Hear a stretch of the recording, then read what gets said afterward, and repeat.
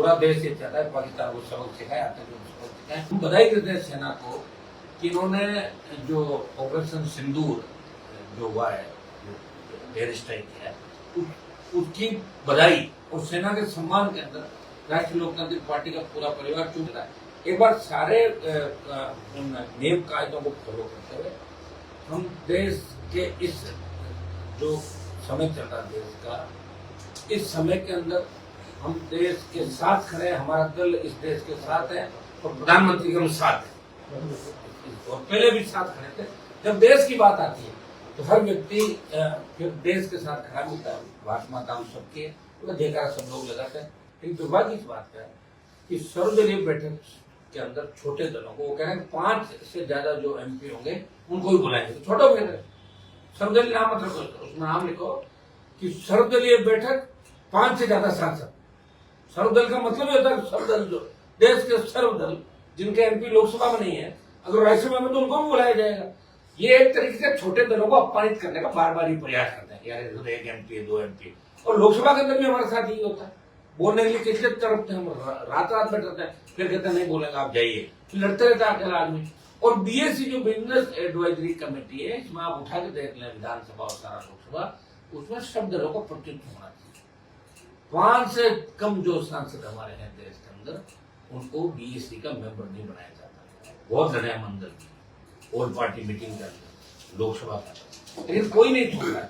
जब देश के अंदर ऑल पार्टी छोटे दलों की ऑल पार्टी के नेताओं की स्थिति है, तो देश में आम आदमी की क्या स्थिति होगी? लोकतांत्रिक व्यवस्था में इसका अंदाज लगा सकते हो। एनडीए मेरा परिवार है, सब पार्टियां, हम तो पता नहीं एनडीए में रहते कैसा परिवार था।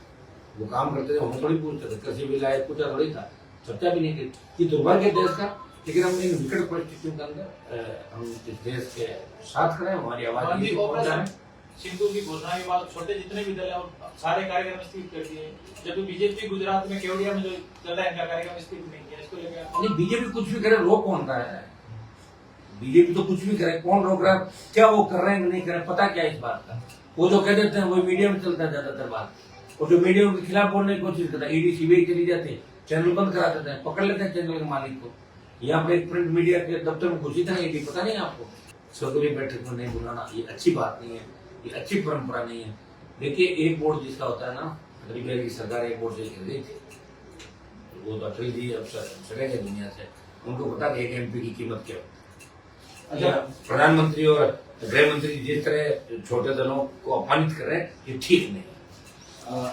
ऑपरेशन स्ट्राइक की है अभी, ऑपरेशन सिंदूर को लेकर आप क्या सोचते हैं, क्या किस तरह का कदम है ये?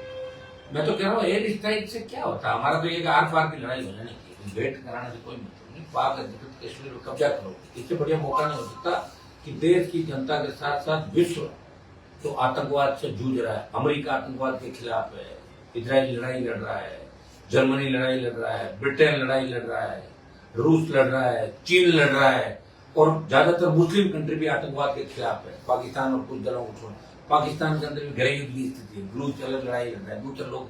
तो अभी इससे अच्छा मौका नहीं है, पाक अधिकृत कश्मीर में कब्जा करो तुरंत।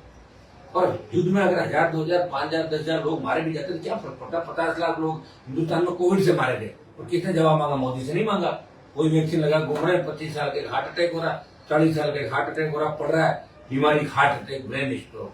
तो प्रधानमंत्री जी दे दिया ना देश को वैक्सीन के नाम पे, हर आदमी लगा डर से, और जिसने बूस्टर डोज लगा लिया वो रात को नींद नहीं लेता कि मतलब बूस्टर भी लगा हुआ है।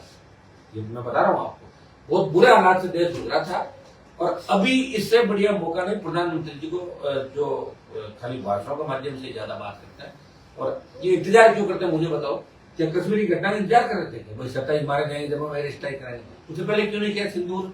इनके पास तो सारी बात है, तो सिंदूर पहले कर लेते ना। एक चीज करना, पुलवामा के बाद ये करना, उसके बाद वो करना, अरे पहले ही करना ना, ताकि हमारे शहीद नहीं हो लोग, इस तरह के काम ही नहीं पड़े। और जब 1924 में आप सत्ता के अंदर आए, उससे पहले आपने कमिटमेंट किया था कि शहादत नहीं होगी, कोई शहीद नहीं होगा कोई। और आपने अग्निवीर लाके सेना को ही उसको कटघरे में खड़ा कर दिया। सेना का सम्मान जो है उसे लौटाना वापिस, अग्निवीर को आप घोषणा करी थी कि सेना को धन्यवाद। और जिस तरह सेना उरी के बाद, पुलवामा के बाद और पहलगाम के बाद जो सर्जिकल स्ट्राइक कर रही है, उसमें सेना का सम्मान लौटा जाए, अग्निवीर समाप्त किया जाए।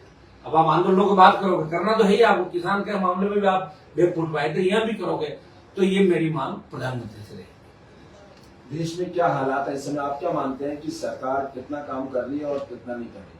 सरकार के तो खिलाफ माहौल है देश में। हाँ, ये सही है कि राहुल गांधी और प्रियंका और वाड्रा के पक्ष में माहौल है, ये सही बात है। और इंडिया अलायंस भी गुटों में बंटा हुआ है, और कांग्रेस पार्टी भी इंडिया अलायंस के दलों को आगे लाने का प्रयास है, वो भी चाहती है उनको कुचल दो, लेकिन इनके भरोसे मोदी के सामने सबसे बड़ा क्या, सीटें तो घटी गई ना प्रधानमंत्री, कितनी सीट घटी बताओ, 400 पार का नारा दे रहे थे, 230-29 बार के अटक गए, क्योंकि आम आदमी को काम चाहिए, बेरोजगारी, महंगाई, हर धर्म के नाम के अपन छोड़ दो, इससे पेट थोड़ी भरेगा, काम भी तो करना पड़ेगा। देश को विकसित नहीं हुआ, कोविड के बाद कमजोर हो गया देश, तो इन हालातों में आने वाले समय में हमें ध्यान रखना।